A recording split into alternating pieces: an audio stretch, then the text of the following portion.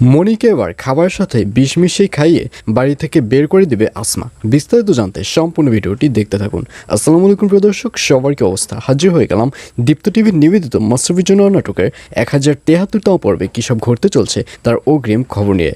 এই পর্বটিকেও মিস করবে না, কারণ এই পর্বে আপনারা দেখতে পারবেন এবার আসমা খুব ভালো করেই বুঝতে পারবে যে মনি এই বাড়িতে কাবাব মে হাড্ডি হয়ে এসেছে, আর এর জন্যই আসমা এবার সিদ্ধান্ত নেবে সে খাবারের সাথে বিষ মিশিয়ে মনিকে সেটি খাইয়ে মনিকে হসপিটালে পাঠিয়ে দিবে।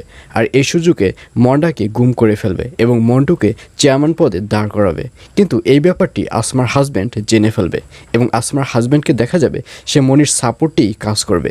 আসমা যখন খাবারে বিষ মিশিয়ে মনিকে খাওয়াতে যাবে, ঠিক তখনই ইনডাইরেক্টভাবে আসমার হাজব্যান্ডকে দেখা যাবে সে ব্যাপারটি মনিকে বুঝিয়ে দেবে এবং মনি ব্যাপারটি বুঝতে পারার পর সেই খাবারটি আর মনি খাবে না। আর অন্যদিকে গ্রিন হাউস টেক্সটাইলের প্রজেক্টটি কনফার্ম হওয়ার কারণে এবার চেয়ারম্যান স্যারকে দেখা যাবে সে বুসরার প্রতি অনেক কৃতজ্ঞতা প্রকাশ করবে। বুসরাকে বলবে, আসলে আমি বুসরাকে ম্যানেজারিং পদে দাঁড় করিয়ে অনেকটা টেনশনের মধ্যে ছিলাম, কিন্তু এখন আর সেই টেনশন নেই। এখন আমার সকল টেনশন চলে এসেছে আয়নের প্রতি। আর এইসব কথা শুনে আয়ান তো অবাক হয়ে যাবে। আয়ান বলবে, স্যার আপনি মনে হয় ভুল করছেন। আসলে গ্রিন হাউস টেক্সটাইল থেকে যে কয়টি অর্ডার কনফার্ম হয়েছে প্রত্যেকটি অর্ডার কিন্তু আমি কনফার্ম করেছি। কিন্তু এই কথা বলতে না বলতেই এই কথার উপরে বুসরাকে দেখা যাবে সে আরও একটি কথা উঠিয়ে দেবে। বুসরা বলবে, স্যার গ্রিন হাউস টেক্সটাইলের যে কাজগুলো দিয়েছে কাল থেকে আমাদের সেই কাজগুলোর রিপোর্ট আপডেট রাখতে হবে।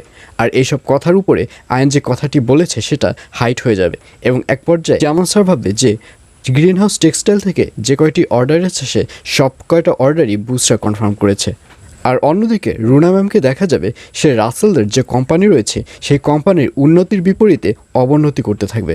অর্থাৎ হাসরাঙ্গা স্যারের সাথে যখন রুনার একটা মিটিং হবে, সেই মিটিংয়ে কোম্পানির যত ডেভেলপ রয়েছে সবগুলোই সে হাসরাঙ্গা স্যারের সামনে শেয়ার করবে এবং কোম্পানির যে খারাপ দিকগুলো রয়েছে এগুলো শেয়ার করবে।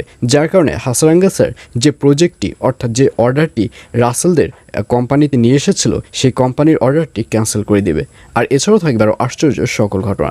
সুতরাং সবাইকে মাস্টারফির জন্য নাটকের আগামী পর্ব দেখার আমন্ত্রণ রইল।